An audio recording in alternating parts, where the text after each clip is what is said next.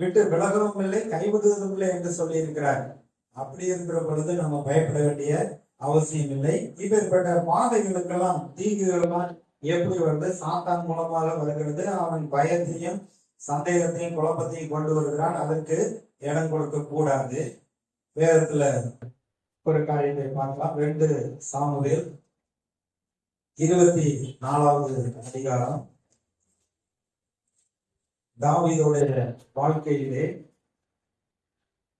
கர்த்தர் சொல்லாத ஒரு காரியத்தை செய்யும்படியாக சாத்தானால் ஏவப்பட்டான் என்று சொல்லப்பட்டிருக்கிறது. 2 சாமுவேல் 24வது அதிகாரம் முதல் வசனத்திலே, கர்த்தருடைய கோபம் திரும்ப இஸ்ரவேல் மேல் மூண்டது. இஸ்ரவேல் யூதா என்பவர்களை லெக்கம்பார் என்று அவர்களுக்கு விரோதமாய் சொல்லுகிறதற்கு தாவீது ஏவப்பட்டான். 1 நாளாகமம் 21:1 பாத்தீங்கன்னா, தாவீது ஜனங்களை எண்ணும்படிக்கு சாத்தான் அவனை ஏவி விட்டான்னே சொல்லப்பட்டிருக்கு. தேவனுடைய சத்தியம் என்னதென்று கர்த்தர் நமக்கு எழுதி கொடுத்திருக்கிறார். அவருடைய விருப்பம் என்னதென்று எழுதி கொடுத்திருக்கிறார். இஸ்ரேல் மக்களை தொகை எடுக்கிற பொழுது, எண்ணுகிற பொழுது, தருத்திரனா இருந்தா அரை சேக்கலுக்கு குறைவா கொடுக்க வேண்டாம். அவன் மிகுந்த ஐஸ்வர்யவனாக இருந்தாலும் அதிகம் கொடுக்க வேண்டாம், அரை சேக்கல் கொடுக்க வேண்டும் என்று தேவனுடைய பிரமாணத்தின்படி ஜனங்களை தொகை ஏற்றுகிற பொழுது அவர்கள் அரை சேக்கல் பணம் கொடுக்க வேண்டும் என்று அப்படி சொல்லி இருக்கிறார்.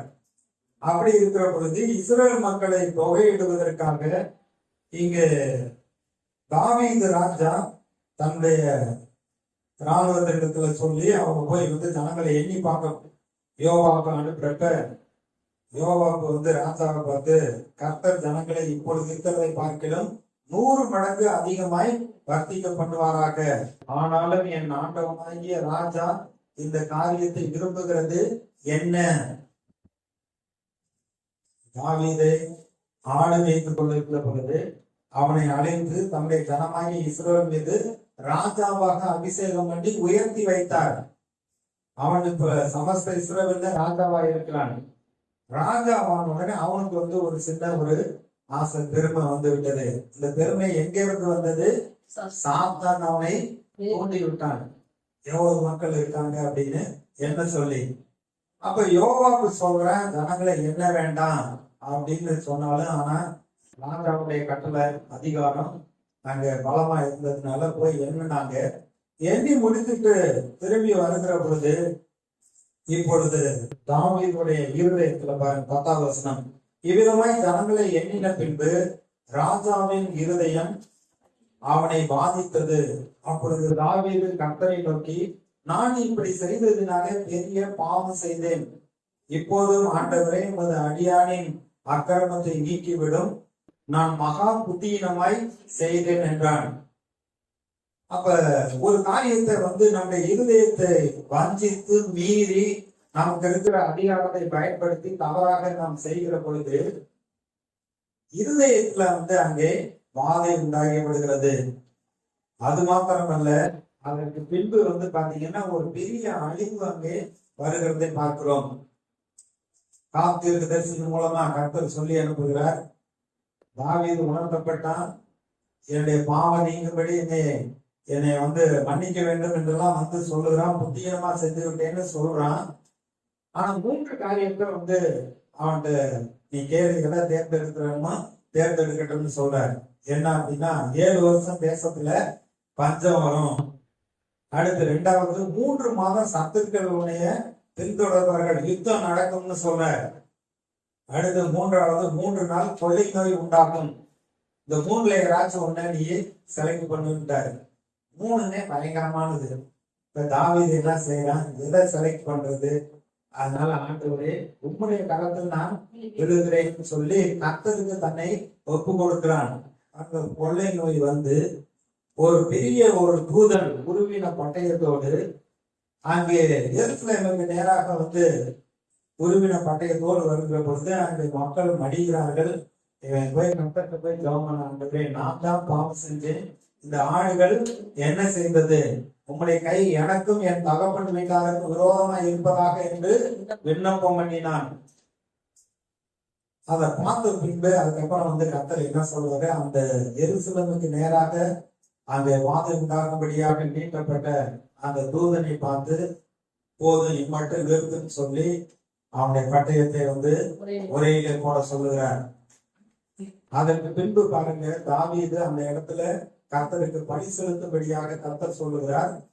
இந்த காரியம் நிறுத்தப்படுகிறதற்கு தாவீதும் அவனுடைய மூப்பர்களும் கர்த்தருடைய சமூகத்துல போய் தங்களை அர்ப்பணிக்கிறார்கள். அவருடைய சமூகத்துல விழுந்து இருக்கிறாங்க.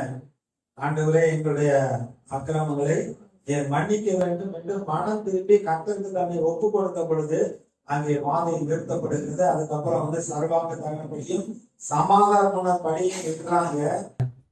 பாத்தீங்கன்னா நெருப்பெல்லாம் அவங்க வைக்கல, வானத்துல இருந்து அக்கினி இறங்கி அந்த படியை எல்லாம் அது எரித்து போட்டது என்று வேதத்துல சொல்லப்பட்டிருக்கிறது.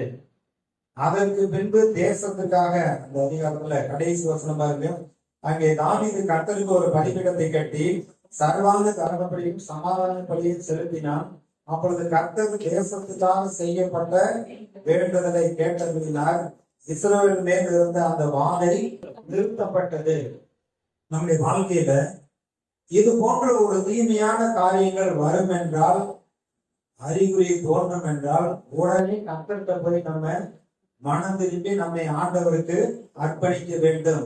ஆண்டவரே, பொருள் நஷ்டமோ பண நஷ்டமோ இல்ல வேற எந்த ஒரு தீங்கு எங்களுடைய வாழ்க்கையில வரக்கூடாது என்று கர்த்தருடைய சமூகத்துல நம்மை ஒப்புவிக்கிற பொழுது ஆண்டவர் மன்னிக்கிற தெய்வம், அவர் மனதிறங்குகிற தேவன், அவர் அழிவிலிருந்து காப்பாற்றுகிறவர். இவன் தாவீது ஒரு ஆள் அவன் பாவம் செய்தான். அங்கே சொல்லப்பட்டிருக்கிறது 70,000 பேர் அந்த கொள்ளை நோயினாலே மரித்தார்கள். அந்த 70,000 பேர் பரிசுத்தவான்களா? ஆனா தேவனுடைய நியாயத்திற்கு அவர்களுடைய வாழ்க்கையில அந்த கொள்ளை நோய் பற்றிக் கொள்கிற அளவிற்கு அவர்கள் பரிசுத்தவான்கள் அல்ல.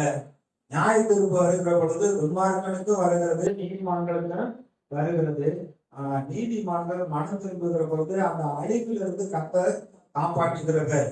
வாதை கூடாது அதுக்காக பொல்லாம்புக்கு நெருங்கிடாது என்று சொன்னது போல மீதமுள்ள மக்களை அங்கே தாவீது காப்பாற்றிக் கொள்கிறான். அந்த வாதை நிறுத்தப்பட்டது என்று பார்க்கிறோம். மனம் திரும்புகிற பொழுது, இயேசுவை உறுதியாக பற்றி கொள்ளுகிற பொழுது, அவரை சார்ந்து கொள்ளுகிற பொழுது அவர் தீங்குல இருந்து நம்மை காக்கிறவராயிருக்கிறார். துன்மார்க்குடைய மரணத்தை விரும்பாமல் அவர்களுடைய வாழ்வையே விரும்புகிற தேவன், தீங்குக்கு மனஸ்தாபப்படுகிற தேவன். மனிதர்கள் யாரும் அழிந்து போகணும் அப்படிங்கிறது ஆண்டவருடைய விருப்பம் கிடையாது. என்னாகமும் 16வது அதிகாரம். இந்த உடன்படிக்கையின் மக்கள் அவர்கள் வனாந்தரத்திலே வந்து கொண்டிருந்த பொழுது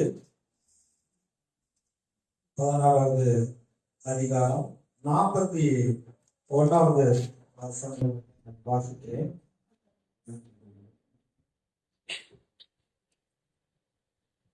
மோசே ஆரோனை நோக்கி, நீ தூப கலசத்தை எடுத்து பலிபீடத்தில் இருக்கிற அக்கினியை அதில் போட்டு அதன் மேல் தூப வழக்கம் விட்டு சீக்கிரமாய் சபையாரிடத்தில் போய் அவர்களுக்காக பாவ நிவர்த்தி செய். கர்த்தருடைய சந்நிதியிலிருந்து கடுங்கோபம் புறப்பட்டு வாதை தொடங்கிற்று என்றான். அதே போல ஆரோன் மோசே சொன்னபடியே தூப கலசத்தை எடுத்துக்கொண்டு ஜனங்களுக்காக பாவ நிவர்த்தி செய்து 48வது வசனம், செத்தவர்களுக்கும் உயிரோடு இருக்கிறவர்களுக்கு நடுவே நின்றான். அப்பொழுது வாதை நிறுத்தப்பட்டது. ஓராகின் காரியத்தின் நிமித்தம் செத்தவர்கள் தவிர அந்த வாதையினால் செத்தவர்கள் 14,700 பேர். வாதை நிறுத்தப்பட்டது. இங்கே பார்க்கிறோம், இங்கே இஸ்ரவேல் மக்கள் வனாந்தரத்தில் வருகிற பொழுது ஒரு கூட்டத்தார் லேவியின் புத்திரர்கள் கோராகு, தாத்தான், அபிராம், ஓனான் என்பவர்கள் மோசேக்கு விரோதமாக பேசி, நீ எங்களுக்கு திராட்சை தோட்டத்தையும் அத்திப்பழ தோட்டத்தையும் எங்களுக்கு நல்ல ஆசீர்வாதமான சூழ்நிலையை நீங்க கொடுக்க போறது இல்லை, இந்த வனாந்தரத்துல எங்களை சாகுபடிக்கு தான் நீர் அழைத்து கொண்டு வந்தீர் என்று மோசேக்கு ஆரோனுக்கு விரோதமாக அவர்கள் முறுமுறுக்கிறார்கள். இந்த அற்பமான மன்னா எங்களுக்கு என்னத்துக்கு என்று கர்த்தருக்கு விரோதமாக முறுமுறுக்கிறார்கள். ஜனங்கள் எல்லாம் பரிசுத்தவான்கள் தான். ஆனா மோசேயும் ஆரோனும் நீங்க 2 பேரும் ஜனங்களுக்கு மேல சபைக்கு மேல உங்களை உயர்த்துகிறீர்கள், எல்லாருடைய கண்களையும் பிடுங்க பார்க்கிறீர்கள் என்று அவர்கள் விரோதமாக பேசுகிறார்கள். ஆனா இந்த மோசே என்ன செய்யறாரு? கர்த்தருடைய சமூகத்துல போய் அர்ப்பணித்தது மாத்திரமல்ல, 15வது வருஷம் பாருங்க, அப்பொழுது மோசே கடும் கோபம் கொண்டது. அவன் கர்த்தரை நோக்கி, அவர்கள் செலுத்தும் காணிக்கையை அங்கீகரியாதிருப்பீராக. நான் அவர்களிடத்தில் ஒரு கழுதையை முதலாய் எடுத்துக்கொள்ளவில்லை, அவர்களில் ஒருவனுக்கு யாதொரு பொல்லாப்பும் செய்யவில்லை என்றான். இன்னைக்கு நம்ம வாழ்க்கையில பிள்ளைகள் என்ன செய்வாங்க? வாழ்க்கையில தேவைகள் வர்றப்ப, கஷ்டம் வர்றப்ப அம்மா அப்பா கூட தான் சண்டை போடுறாங்க. நீ தானே பெற்ற, நீ தானே பார்க்கணும் அப்படின்னு கோவப்படுறாங்க. பெற்றோர் இருந்தாலும் பிள்ளைகள் மேல கோவப்படுறாங்க, முறுமுறுக்கிறாங்க. ஆனா அப்படி முறுமுறுக்க வேண்டிய அவசியம் இல்லை. நம்முடைய வாழ்க்கையில வரக்கூடிய சூழ்நிலைகள்ல கர்த்தர் நம்மை நடத்துவார், நம்முடைய தேவைகளை சந்திப்பார், நம்மை வழி நடத்துவார் என்று நம்ம கர்த்தர் மீது